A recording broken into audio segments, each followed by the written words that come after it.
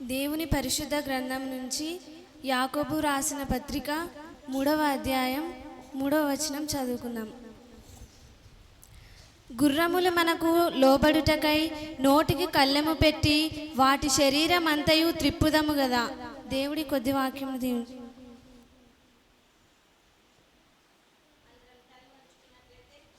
ప్రార్థించుకుందాం. అందరం తల్లు వంచుకున్నట్లయితే వాక్యము నిమిత్తమై ప్రార్థన మన మధ్యలో ఉన్నటువంటి పౌలన్న గారు ప్రార్థనలో నడిపిస్తారు.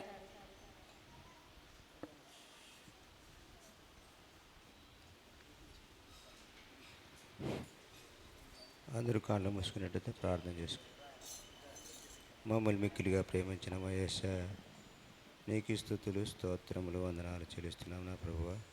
వారన దినమున తండ్రి చిన్న మందగా కూడి నిన్ను ధ్యానించుకునేందుకు సహాయం చేసినందుకు నీకు స్తోత్రము. నీ ఆలయానికి రప్పించినందుకు నీకు కృతజ్ఞాస్తుతులు చెల్లిస్తున్నాం నా ప్రభువా. అవును ప్రభువా, నేను ఎన్నికలేని వారము, చెడిపోయిన వారం నా ప్రభువా, మురికి పేలకు లాంటి వారం నా తండ్రి. నీవు శుద్ధి చేసి మమ్మల్ని రక్షించమని ప్రతి విషయంలో నువ్వు అడుగంటుండకు సహాయం చేయమని అడుగుతున్నాను. మన్నం మా హృదయంలో వంచుకుని వేడినే సునామములు అడుగుతున్నాము నా తండ్రి, ఆమేన్. ఈ యొక్క సమయంలో మన మధ్యలో ఉన్నటువంటి సువార్త సేవకుడు సుందరన్న గారు, సువార్త సేవకుడు సుందరన్న గారు వాక్యాన్ని వినిపిస్తూ ఉంటుండగా అందరూ కూడా శ్రద్ధగా వినాలని ప్రభునామంన తెలియచేస్తూ ఉంటున్నాను. ఈ సమయాన్ని మన మధ్యలో ఉన్నటువంటి సువార్త సేవకుడు సుందరన్న గారికి అప్పచెప్తూ ఉంటున్నాను.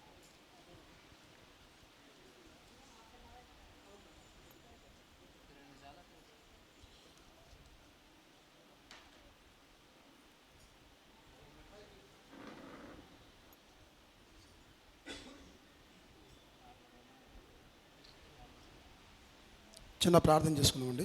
అంత తల నుంచి కలుస్తుంటే ప్రార్థన చేసుకుని దేవుని యొక్క సహాయాన్ని కోరుకొని మనం వాక్య భాగంలోకి వెళ్దాం. క్రీస్తు యేసునందు అతి మిక్కిలిగా ప్రేమించిన మా కన్న తండ్రి, మీ అపారమైన ప్రేమను బట్టి కృతజ్ఞత చెల్లిస్తున్నాం ఆయన. ఇంతవరకు తండ్రి ఆత్మ సంబంధమైన పాటల ద్వారా తండ్రి మిమ్మల్ని మహిమపరిచాం, ఘనపరిచాం తండ్రి. మీ పిల్లలందరూ కూడా తండ్రి సకాలంలో మందిరానికి నడిపించింది మీ కృతజ్ఞత చెల్లిస్తూ తండ్రి, మీ వాక్యం దగ్గరికి మేము వెళ్తున్నాం తండ్రి. చెబుతున్నా నాకు ఆత్మ సహాయాన్ని తెచ్చేయండి. మీ సత్యవాక్యాన్ని తండ్రి సరిగ్గా విభజించి ఉపదేశించుటకు మా యందు నివసింపజేయించినటువంటి ఉపకారత్మటువంటి పరిశుద్ధాత్మ మీరు సహాయాన్ని తెచ్చండి. వింటున్న మీ పిల్లలకు వినగలిగే చెవులను, గ్రహించగలిగే మంచి మనసును దయచేసి వేడుకుంటూ ఈ ప్రార్థన మీ ప్రియకుమారులు మా ప్రభువైన యేసుక్రీస్తు వారి పేరిట సమర్పించుకుంటున్నాం తండ్రి, ఆమీన్. ప్రేమటువంటి దేవుని సంగమా, కూడి వచ్చిన మీ అందరికీ, అలాగే సమయం ఇచ్చినటువంటి పాస్టర్ గారికి, మన ప్రభువైన యేసుక్రీస్తు మన మీ అందరికీ నా హృదయపూర్వక ధన్యవాదాలు చెల్లించుకుంటున్నాను. ప్రేమన దేవుని వల్ల నాకు ఇచ్చిన సమయంలోనే నేను ముగిస్తాను. ఏ సంఘానికి వెళ్ళినా ఎక్కువ చెప్పడానికి నాకు కూడా ఇష్టం ఉండదు. ఎందుకంటే ఇంత దూరం నుంచి నేను ప్రయాణం వచ్చి చెప్పిన 4 మాటలైనా దేవుని పిల్లలు మనము మన హృదయంలో నాటుకొని ఉండాలనేటువంటిదే వాక్యానుసరమైన ఆలోచన నాది కూడా. కనుక ప్రియులరా, మనం వాక్యం వినేటప్పుడు ఎంతసేపు చెప్తారని ఆలోచన పక్కన పెట్టి దేవుడు ఏం నేర్పిస్తున్నాడు ఈరోజు అనేటువంటి ఒక మంచి ఆలోచనతో మనము వాక్యాన్ని మంచి మనసుతో స్వీకరించగలిగితే దేవుడు తన వాక్యం ద్వారా మనల్ని మరింతగా ఆత్మీయ జీవితంలోకి నడిపిస్తాడు ప్రియులరా. కనుక ఈరోజు ఒక అంశాన్ని మనము ధ్యానం చేయాలని మీ మధ్యకి రావడం జరిగింది. అదేంటంటే నాలుగు గురించి. ఈ అవయవాల్లో ఎన్నో అవయవాలు ఉన్నాయి. కన్ను, చెవి, ముక్కు, పెదవులు, నోరు, కాళ్ళు, చేతులు, ఈ అవయవాలన్నీ గురించి దేవుడు ఈ పరిశుద్ధమైన గ్రంథంలో రాయించాడు. కనుక ఈరోజు ఈ అవయవాల గురించి కాకుండా అందులోనే ఒక అవయవం గురించి, నాలుక గురించి మనము ధ్యానం చేస్తున్నాం. ఎందుకంటే నాలుక గురించి చాలా విషయాలు దేవుడు మన ఆత్మీయ జీవితానికే మేలుకరమైనది ఎలా వాడుకుంటాం. ఒకవేళ మనము మన ఆత్మీయ జీవితానికి మేలుకరంగా వాడుకుంటే నాలుక మనకు మేలు, లేదు మన ఆత్మీయ జీవితానికి కూడా ప్రమాదం తెచ్చే విధంగా నాలుక ఉందని దేవుడు తన గ్రంథంలో రాయించాడు మనకి ప్రియులరా. అందుకే మరి నాలుక ఎంత ప్రమాదకరమో, నాలుక ద్వారా ఎంత దేవునికి మహిమ కూడా తెస్తామో, 2 విషయాలు కూడా దేవుడు మనకి తన పరిశుద్ధమైన గ్రంథంలో రాయించి మనకి భక్తుల ద్వారా నేర్పిస్తున్నాడు. అది ఇందాక చదివినటువంటి మాట మనము చదివితే యాకోబు రాసిన పత్రిక 3వ అధ్యాయము 3వ వచనం, గుర్రములు మనకు లోబడుటకై నోటికి కళ్ళెమి పెట్టి వాటి శరీరమంతయు త్రిప్పుదుము కదా. చదవమా, కంటిన్యూ కిందికి. ఓడలు కూడా చూడుడి, అవి ఎంతో గొప్పవై పెనుగాలికి కొట్టుకొని పోబడినను ఓడ నడుపు వాని ఉద్దేశము చొప్పున మిక్కిలి చిన్నదగు చుక్కాని చేత త్రిప్పబడును. అలాగునని నాలుక కూడా చిన్న అవయవమైనను బహుగా అదిరిపడును. ఎంత కొంచెము నిప్పు ఎంత విస్తారమైన అడవిని తగలబెట్టును. చాలా ఇక్కడ ప్రేమన దేవుని వల్లరా, నాలుక కూడా చిన్న అవయవమే అన్నాడు దేవుడు. కానీ ఎంత కొంచెము నిప్పు ఎంత విస్తారమైన అడవిని తగలబెడతాంట. ఆలోచించండి. అంటే ఈ నాలుక ఎంత ప్రమాదకరమో దేవుడు తన పరిశుద్ధ గ్రంథంలో రాయించి దేవుని పిల్లలకు మనకు నేర్పిస్తున్నాడు ప్రియుల. ఎందుకంటే ఈ నాలుక ద్వారా పరలోకం సంపాదించుకోవచ్చు, ఈ నాలుక ద్వారా పాతాలను కూడా తీసుకొని పోతుంది. మరి ఏ విధంగా మనం ఈ నాలుకను వాడుకుంటున్నాం? దేవుడిచ్చినటువంటి ఈ నాలుకను మనము ఏ విధంగా వాడుకుంటున్నాం? పరిశుద్ధంగా వాడుకుంటున్నామా, అపవిత్రంగా మనం వాడుకుంటున్నామా అన్న ఆలోచన ఈ వాక్యం ద్వారా మనం వినిన తర్వాత తెలుసుకోవాలి ప్రియమైన దేవుని వల్ల. పైన ఒక విషయాన్ని చెప్తే ఏమన్నాడంటే, గుర్రాన్ని గురించి చెప్తున్నాడు. ఉదాహరణ ఏం చెప్తున్నాడు? గుర్రములు మనకు లోబడుటకై నోటికి కళ్ళెం పెట్టాలి. ఇప్పుడు గుర్రం లోబడాలంటే గుర్రానికి ఏముండాలంటయ్యా? కళ్ళెం లేకుండా గుర్రం మాటింటుందా? ఎందు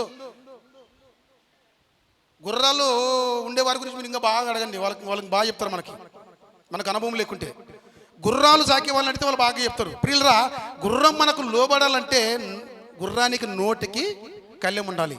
నోటికి కళ్ళెం ఉంటేనే కానీ మనం చెప్పినట్లయితే మనకి మాటింటది. అదే అన్నాడు అక్కడ, గుర్రములు మనకు లోబడుటకై నోటికి కళ్ళెమి పెట్టి వాటి శరీరం అంతా త్రిప్పుదుము కదా. అంటే మన అదుపులో ఉంచుకోవాలంటే మనం చెప్పిన మాట గుర్రం వినాలంటే గుర్రానికి ఏం అవసరం అన్నాడు? కళ్ళెం అవసరం అన్నాడు. అది చెప్తూ ఉదాహరణ మరొక విషయాన్ని కింద చెప్తున్నాడు. ఏం చెప్తున్నాడు చదువు ఒకసారి అన్నమాట.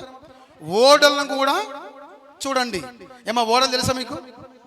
అయ్యా ఓడలు తెలుసా? సముద్రంలో నడిచే ఓడలు. ఇప్పుడు ఓడలను కూడా చూడండి అంటున్నాడు దేవుడు.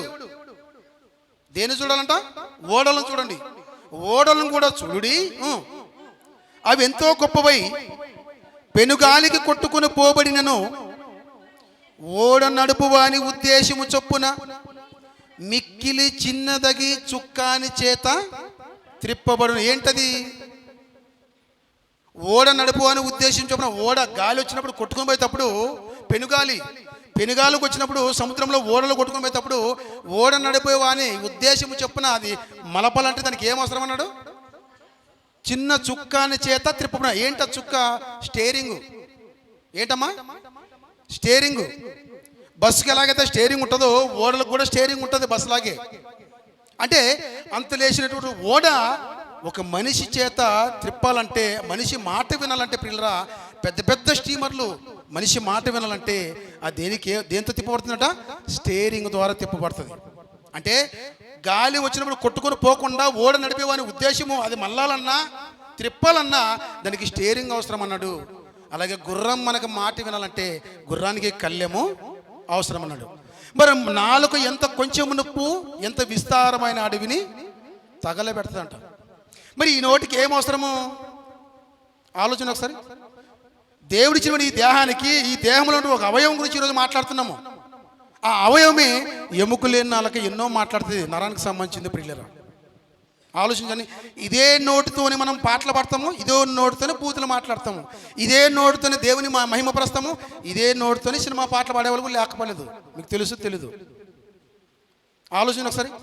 ప్రేమల దేవుని వల్ల ఈ నాలుకను దేవుడు ఇచ్చిండేది అపవిత్రపరచుకోవడానికి కాదు, అపవిత్రమైన మాటలు మాట్లాడడానికి కాదు, పవిత్రమైన మాటలను, ఆరోగ్యకరమైన మాటలను మనము మన కుటుంబంలో కానీ సంఘంలో కానీ బయట ప్రజల మధ్య సమాజంలో ఎక్కడ మనము తిరుగుతున్నా, ఎక్కడ నివసిస్తున్నా, ఎక్కడ ఉంటున్నా మన మాట అనేది చాలా పవిత్రంగా ఉండాలి ప్రియులరా. మన మాట ఎలా ఉండదంటే చాలా పవిత్రంగా ఉండాలి. ఆరోగ్యకరమైనటువంటి మాట మన నోటించి రావాలి. మరి ఆరోగ్యకరమైన మాట, పవిత్రమైన మాటలు మన నోటించి రావాలంటే హృదయంలో ఏముండాలి? వాక్యం ఉండాలి. అందుకే యేసుప్రభువులో మాట్లాడుతూ హృదయము నిండిందాన్ని బట్టి నోరు మాట్లాడుతుంది. హృదయం నిండిన దాన్ని బట్టి నోరు మాట్లాడుతుంట.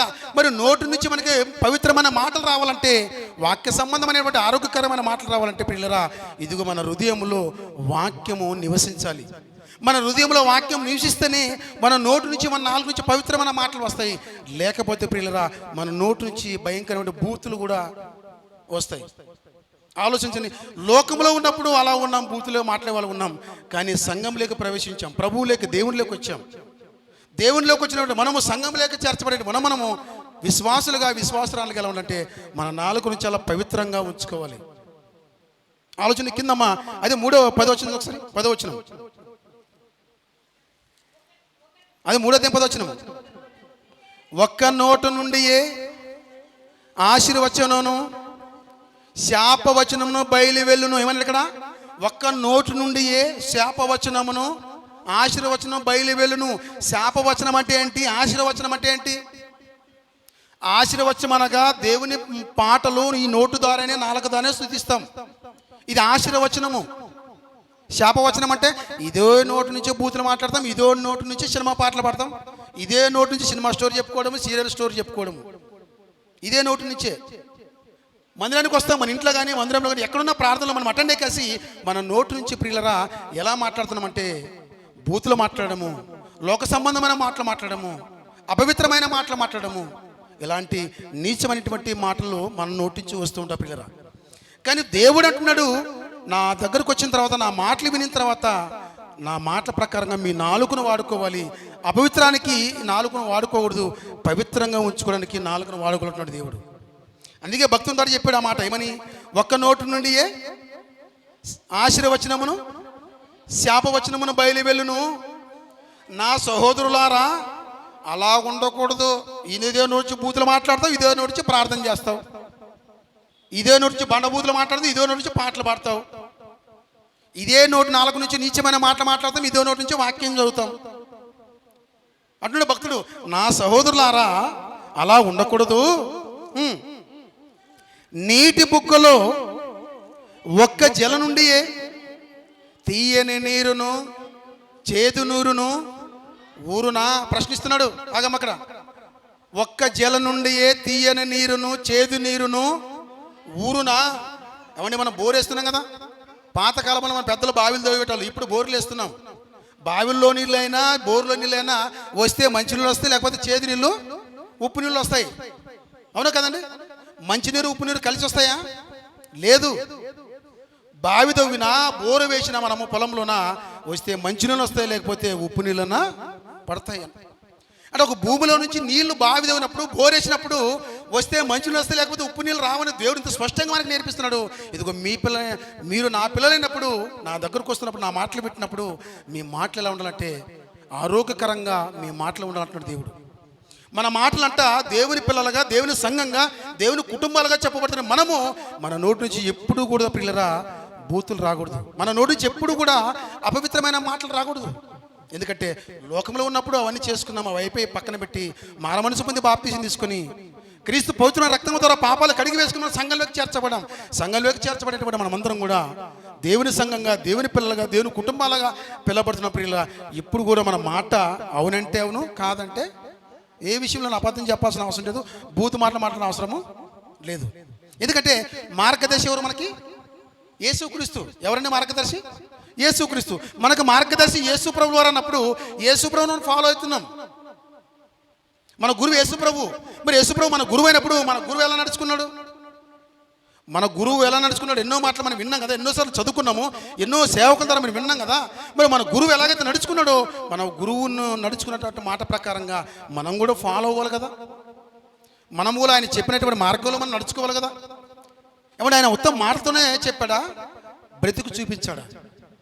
ఆయన మాటలు చెప్పలేదు, ఒట్టి మాటలు చెప్పలేదు. ఆయన మాటలు చెబుతూ తన బ్రతుకులోన బ్రతుకు చూపించాడు పిల్లరా, బ్రతుకు చూపించాడు.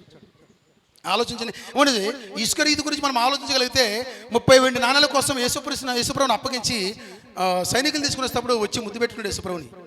ఎవరు? ఇసుక రీతితో పట్టిస్తాడు. ఆ ముద్దు పెట్టుకున్నప్పుడు యేసుప్రభు ఏమన్నాడు తెలుసా? చెలికాడ అన్నాడు. ఏమన్నాడు అంటే అర్థం ఏంటి? స్నేహితుడా. అంటే చంపుతాడని తెలుసు, పట్టిస్తాడని తెలుసు, 30 వెండి నాళ్ళకి అమ్ముడుపోతాడని తెలుసు.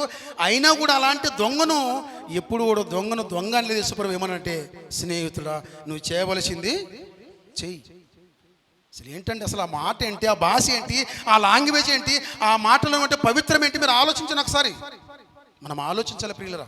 ఏమంటే, చంపుతాడని తెలుసు, పట్టిస్తాడని తెలుసు, శిలువ యాగంలోకి వెళ్ళిపోతాడని తెలుసు, అన్ని తెలిసినా కూడా ఆయన ప్రేమించాడంటే, ప్రేమించడమే కాకుండా ఆయన మాట్లాడుతున్న మాటలు ఏంటి తెలుసా? చెలికాడ నువ్వు చేయవలసింది చెయ్యి. మనం అంటాం చెప్పండి, మన గురించి చంపితే మనకు తెలకుండా బయట వారు ఎవరైనా చెప్పారో మన గురించి చెప్పారనుకోండి, వాళ్ళు ఎన్ని బూతులు మాట్లాడతామో మనం. అవునా కదండి? మన గురించి ఎవరైనా నీ గురించి ఇలా అన్నారు, వాళ్ళు ఇలా అన్నారు అలా అన్నారంటే మన నోటి ఎన్ని బూతులు వస్తాయో. కానీ యేసుప్రభువు రండి, ఇస్కరియోతు పట్టిస్తానని తెలిసినా కూడా, చంపిస్తా దొంగలకి రోమా సైనికులకు అప్పిస్తానని తెలిసినా కూడా ఆయన పలికినటువంటి మాట ఏంటంటే, స్నేహితుడా. ఆలోచించిన ప్రియుల, మరి స్నేహితుడు అలాంటి వాడిని కూడా స్నేహితుడు అనేటువంటి పదజాలాలు ప్రభు వారంటే, ఆయన్ని నమ్ముకున్నటువంటి విశ్వాసులుగా, ఆయన నమ్ముకున్నటువంటి విశ్వాసులుగా మనం కూడా ఆయన ఫాలోవర్స్గా ఆయన మార్గంలో నడవాలి. ఆయన జీవితాన్ని మనం పరిశీలించాలి. ఆయన జీవితాన్ని పరిశీలించి ఆయన ఎలాగైతే బ్రతికాడో ఆయన మార్గం గుండానే మనం వెళ్ళాలి ప్రియులరా. ఆయన మార్గం గుండా వెళితేనే మనకు పరలోకం, ఆయన మార్గం గుండా వెళితేనే మనకు పాతాలను తప్పించుకుంటాం ప్రియులరా. ఇంకో మంచి మాట ఏమన్నాడు తెలుసా? యోహాను రాసిన సువార్త 7:45 అంటే యేసుప్రభువుని అరెస్ట్ చేయడానికి వచ్చినండి. రోమా సైనికుల ద్వారా పోలీసులు అరెస్ట్ చేయడానికి వచ్చారు యేసుప్రభుని. 7:45 యోహాను రాసిన సువార్త 7:45 ఆ బ్రంటవంతులు ప్రధాన యాజకుల ఎత్తుకును పరిసయ్యుల ఎత్తుకును వచ్చినప్పుడు వారు ఎందుకు మీరు ఆయనను తీసుకుని రాలేదని అడగగా, ఆ బంటవంతులు ఆ మనుషుడు మాట్లాడినట్లు ఎవడనో ఎన్నడనో మాట్లాడలేదనిరి. ఏమండి, వండర్ఫుల్ మాట అండి. యేసుప్రభువును అరెస్ట్ చేసి తీసుకురామని చెప్పారు. యేసుప్రభు ఎక్కడ కూడా వాక్యం చెప్పకూడదు, ఎక్కడ కూడా మాట్లాడదు, ఆయన అరెస్ట్ చేసి తీసుకుని రండి అని పంపించారంటే ఎవరు? ప్రధాన యాజకులు, పరిసయ్యులు. ఎవరిని పంపించారు? సైనికులు పంపించారు, పోలీసు యంత్రాంగాన్ని. ఈ పోలీసులు వచ్చి, పోలీసులు వచ్చి యేసుప్రభు వాక్యం చెప్తుంటే ఆ సభ దగ్గరకు వచ్చారు.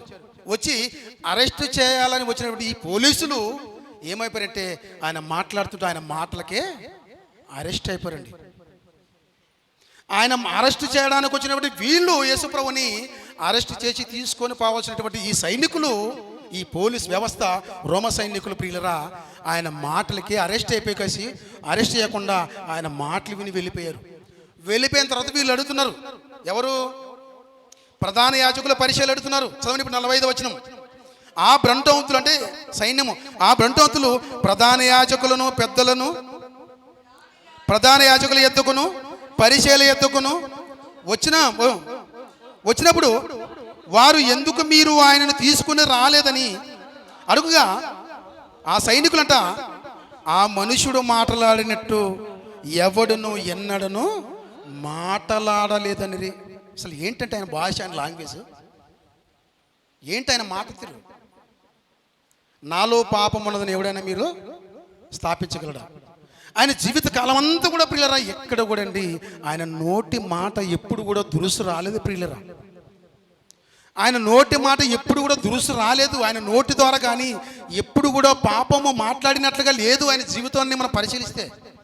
అలాంటి ఆయనను మనము వెంబడిస్తున్నప్పుడు, అలాంటి ఆయనను మనము ఆరాధిస్తున్నప్పుడు, అలాంటి ప్రభును మనము ఆరాధిస్తున్నప్పుడు, అలాంటి ప్రభును మనం వెంబడిస్తున్నప్పుడు ప్రియులరా ఏమంటే ఆయన పోలికలు కూడా మనకు ఉండాలి కదా ప్రియులరా. ఆయన లాంటి పోలిక కూడా మనకు కూడా ఉండాలి కదా. ఆయన పోలిక రావాలని, ఆయన లాంటి జీవితం మనం జీవించాలని, ఆయన అడుగుజాడులో మనం నడవాలని ఎన్నో వాక్యాలు మనం వింటున్నప్పుడు ప్రియులరా, ఈ వాక్యానికి న్యాయం చేసేటువంటి విశ్వాసులుగా, సంఘంగా, దేవుని పిల్లలుగా, దేవుని కుటుంబాల్లో మనం ఉండాలి ప్రియులరా. ఆలోచించండి. ఎప్పుడు కూడా మన నోటి నుంచి ఒక్క భూత మాట కూడా రావడానికి వీలు లేదు. అసలు ఎవరిని కూడా దూషించడానికి వీలు లేదు, ఎవరిని కూడా తిట్టడానికి వీలు లేదు. అసలు మన వ్యక్తిగతంగా ఏదో ఇంట్లో సమస్య కానీ, బయట పొలం దగ్గర కానీ, ఎక్కడ ఏ సమస్య ఉన్నా ఎక్కడ కూడా న్యాయబద్ధంగానే మనము సమస్యను పరిష్కరించుకోవాలి. కానీ ఎక్కడ మన నోటి నుంచి ఒక్క భూతు కూడా రావడానికి వీలు లేనే లేదు, ఉండకూడదు అంటున్నాడు ప్రభు. ఆలోచించండి. ఇంకో మంచి మాట, రెండు మాటలు నేను ముగిస్తాను పిల్లరా. ప్రసంగి గ్రంథము దాని కొద్ది ముందుగా అది అలా ఉంచుకొని యెషయా గ్రంథం ఏంటి ఒకసారి. యెషయా గ్రంథము 9వ అధ్యాయము 17 వచ్చిన పిల్లరా, 9వ అధ్యాయము 17 వచ్చిన. యెషయా గ్రంథము 9వ అధ్యాయం 17 వచ్చిన.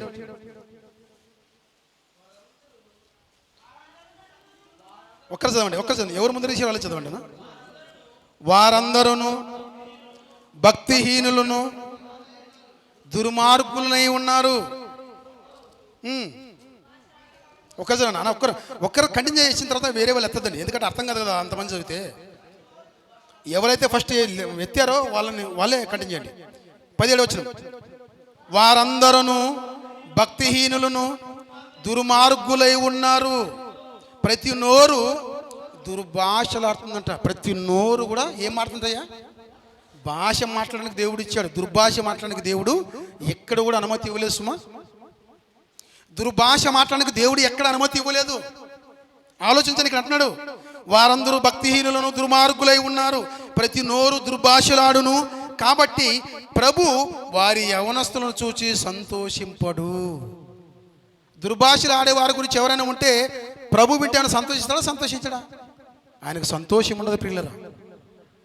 దుర్భాషలు ఆడేవాళ్ళు చూస్తే ఆయనకు సంతోషం ఉండదు, అసహ్యమే ఉంటుంది కానీ సంతోషం ఉండదు. కానీ మారాలన్న ఆలోచన ప్రభువుకు ఉంటుంది. నా కుమార్తె ఇంకెప్పుడు మారుతాడు? ఇన్ని మాటలు విన్నా మారడా? ఇన్ని మాటలు చదువుతున్నాడు, ఇన్ని మాటలు పెట్టినాడు, ఆరాధనలో వాక్యం పెట్టినాడు, స్త్రీల కొడుకులో వాక్యం పెట్టినాము, యవనస్తుల కొడుకులో వాక్యం పెట్టినాము, కుటుంబ ప్రార్థనలో వాక్యం పెట్టినాము. ఇన్ని సందర్భాల్లో మనం వాక్యాన్ని పెట్టినప్పుడు నా కుమారుడు ఇంకా ఆలోచించపడా, ఇంకా మారడని దేవుడు ఎదురు చూస్తున్నాడు. ప్రియమైన దేవుని వల్ల ఆలోచించండి. మన నోటి ఏం రాకూడదా? దుర్భాష అనేది రాకూడదు. భాష మాట్లాడడానికి దేవుడు ఇచ్చాడు కానీ దుర్భాష మాట్లాడడానికి దేవుడు అనుమతి ఇవ్వలేదు. వాళ్ళు ఏం చేస్తారంటమ్మా? వారందరూ భక్తిహీనులను దుర్మార్గులై ఉన్నారు, ప్రతిరోజు దుర్భాషలాడును, కాబట్టి ప్రభు వారి యవనస్తులను చూచి సంతోషింపడంట. ఆలోచించండి. మాట ప్రియుల చాలా మనకి ప్రమాదకరము, మనకి బూతులు మాట్లాడితే. అందుకే జ్ఞానదేవుడు సొలొమోను గారు అంటారు 5వ వచనంలో, ప్రసంగి గ్రంథం 5వ వచనంలో మాట అంటాడు. ఏమన్నాడు చూడండి ఒకసారి. 5వ వచనంలో, 5వ వచనం.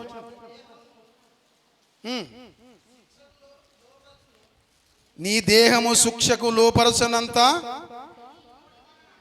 నీ నోటి ద్వారా ఒక్కరు చదవండి. నీ దేహము శిక్షకు లోపరచనంత, నీ దేహమును శిక్షకు లోపరచునంత పని నీ నోటి వలన జరగనీయకము. ఏమండి ఏం చెప్పాడు దేవుడు? జ్ఞానుడు సొలొమోను ద్వారా మన దేహానికి శిక్ష పడకుండా ఉండాలంటే, మన శరీరానికి దెబ్బలు పడకుండా ఉండాలంటే ఏం చేసుకోవాలంట? నోటిని అదుపులో ఉంచుకోవాలి. నోటిని మనము ఆరోగ్యంగా ఉంచుకోవాలి. నాలుకను మనం ఆరోగ్యంగా ఉంచుకోవాలి పిల్లలు. అలాగే నోటిని ఎలా కాపాడుకంటే వాక్యం అనే కళ్ళెము ఉంచుకోవాలి.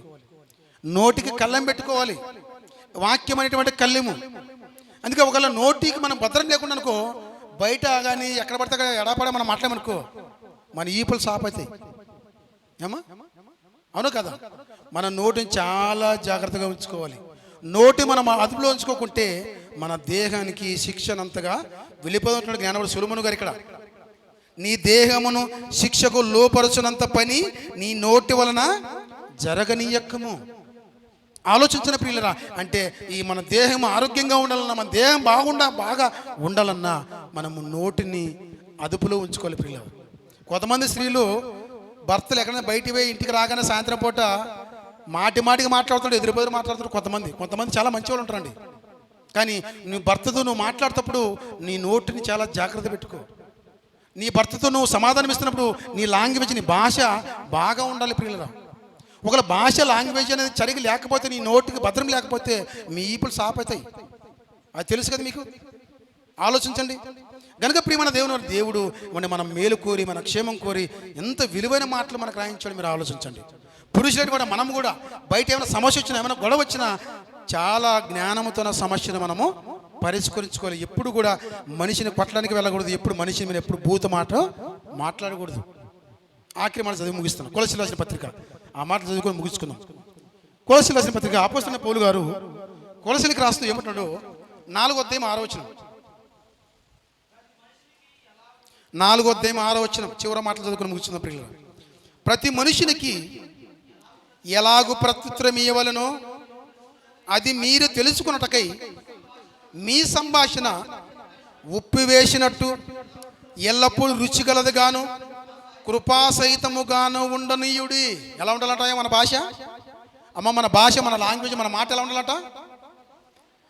ఉప్పు వేసినట్లుగా ఉండాలంట. ఏంటి మాటకి ఉప్పుకి ఏం సంబంధం చెప్పండి? రుచికరంగా ఉంటుంది కనుక. మనము కాయగూరలో ప్రతి దానికి ఎంత నూనె వేసినా ఎంత కారం వేసినా రుచి ఉండదు పిల్లరా.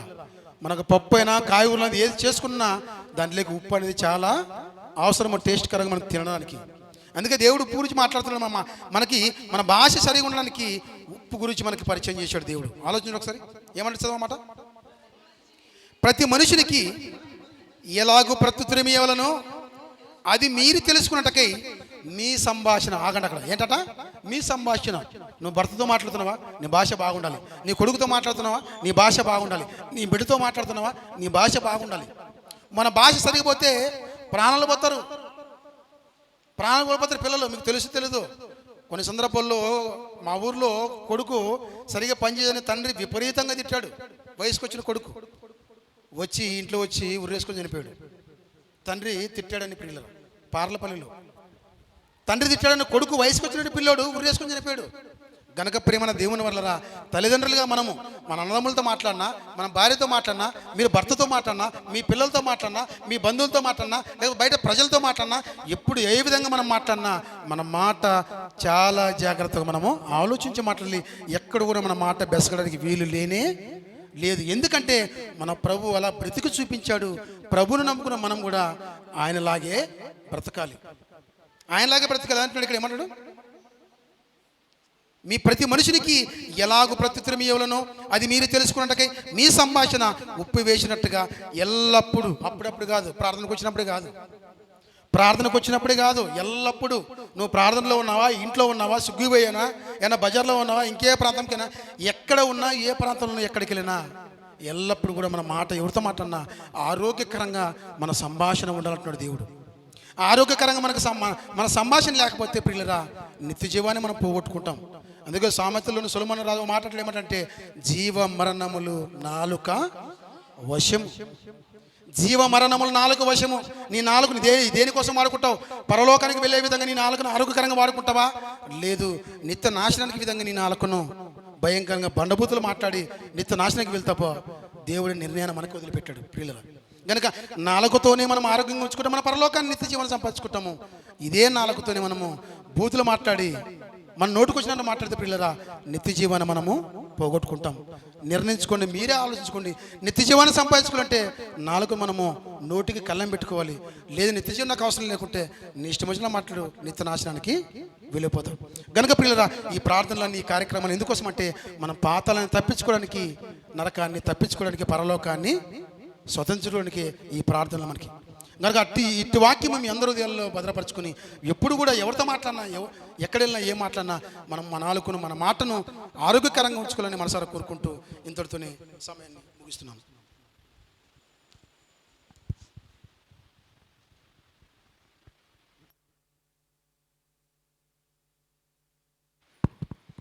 చక్కటి వాక్య సందేశాన్ని వినిపించినటువంటి సువార్త సేవకుడు సుందరన్న గారికి వందనాలు తెలియజేస్తూ ఉంటున్నాను. మీకందరికీ కూడా వందనాలు. విన్న వాక్యమును విని విడిచిపెట్టక హృదయం అనే పలక మీద రాసుకొని దినదినము నెమరు వేసుకునే వారిగా ఉండాలి. నోటిని గురించి చెప్పారు. మరి నోటిలో ఉన్నటువంటి ఆ చిన్న అవయవము అదుపులో లేకపోతే ఈ నరం లేని నాలుక ఎన్ని విధాలైనా మాట్లాడుతుందంట. అందుకోసమే దీనికి నరము లేదు, ఇంకా ఏం లేదండి, ఎముక కూడా లేదండి. ఉందా? చూడండి ఒకసారి. ఈ నరం లేని నాలుక ప్రకృతి చక్రమునే చిచ్చు పెడుతుంది. కనుక నాలుకతో, ఈ నోటితో బహు జాగ్రత్తగా మాట్లాడే వారిగా ఉండాలని ప్రభునామంన తెలియజే. అందరం తల్లి వంచుకున్నట్లయితే వాక్యము మనందరి హృదయాల్లో ఫలించులాగున ప్రార్థన. అందరి హృదయాల్లో ఫలించులాగున ప్రార్థన.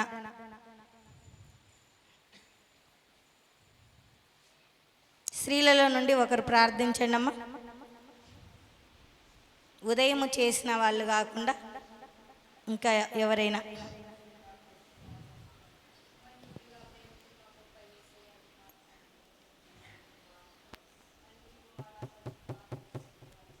ప్రార్థిస్తున్నాం తండ్రి ప్రభా. ఇచ్చిన విధానం బట్టి, ఇచ్చిన ధన్యత బట్టి, కృపను బట్టి నీకే కృతజ్ఞతలు చెల్లిస్తున్న తండ్రి ప్రభా. నీ శ్రేష్టమైన పాదములకు వేలాది వందల స్తుతులు స్తోత్రం చెల్లిస్తున్న తండ్రి ప్రభా. పాడుతని నిస్తుతించి మయంపరిచిన విధానం బట్టి నీకే కృతజ్ఞతలు చెల్లిస్తున్న తండ్రి ప్రభా. యేసయ్య, ఇప్పుడు నేను చదివిన వాక్యమున తండ్రి ప్రభా, ఆ వాక్యం తండ్రి మా హృదయాలు నీరు కట్టి ఫలింపచేసేలాగా మీ సహాయాన్ని దయచేయమని ప్రార్థిస్తుంది తండ్రి ప్రభా. అవునా ప్రభా, మా నోటి బుర్రగా వాడుకుని తండ్రి ప్రతి మాట తండ్రి మంచి మాటలు రావాలి తండ్రి ప్రభా. చెడ్డ మాటలు రాకుండా నా తండ్రి మా నోటికి నా తండ్రి చిక్కం వేసుకునేలాగా మీరు మాకు సహాయం చేసిన విధానం బట్టి స్తోత్రమయ్యా. ఆ వాక్యం మీరు తెలియపరిచిన విధానం బట్టి నీకే కృతజ్ఞతలు చెల్లిస్తున్న తండ్రి ప్రభా. యేసయ్య, దేవా నీవు ఎంతో గొప్ప దేవుడు తండ్రి, ఆశ్చర్యకరుడు, ఆలోచనకర్త, బలవంతుడు, నిత్యుడకు తండ్రి, సమాధానకర్త అనే దేవాని సన్నిధిలో నేను ప్రార్థించి అడుగుతున్నాను తండ్రి ప్రభా. మా సంఘాన్ని బట్టి, సంఘ పెద్దలు బట్టి, సేవకులు బట్టి, పరిచారికులు బట్టి ప్రార్థిస్తున్నామయ్యా. అమ్మగారిని, అయ్యగారిని, పిల్లలు బట్టి ప్రార్థిస్తున్నాను తండ్రి ప్రభా. అమ్మగారి కూతురు మరి రాస్తున్న ఎగ్జామ్ విషయంలో తండ్రి మీ బిడ్డకి చదువులో మంచి బుద్ధి, జ్ఞానం, తెలివి మీరు దయచేయండి తండ్రి. మీ జ్ఞానం వల్ల తండ్రి బిడ్డ పరిచే చక్కరాయటకి మీ సహాయాన్ని దయచేయమని ప్రార్థిస్తున్నాం తండ్రి ప్రభా. మా సంఘాన్ని అభివృద్ధిగా చేయమని ప్రార్థిస్తున్నాం తండ్రి ప్రభా. ఎవరైతే తండ్రి ప్రభా అనారోగ్యత వారందరూ మీ స్వస్థత కలిగించి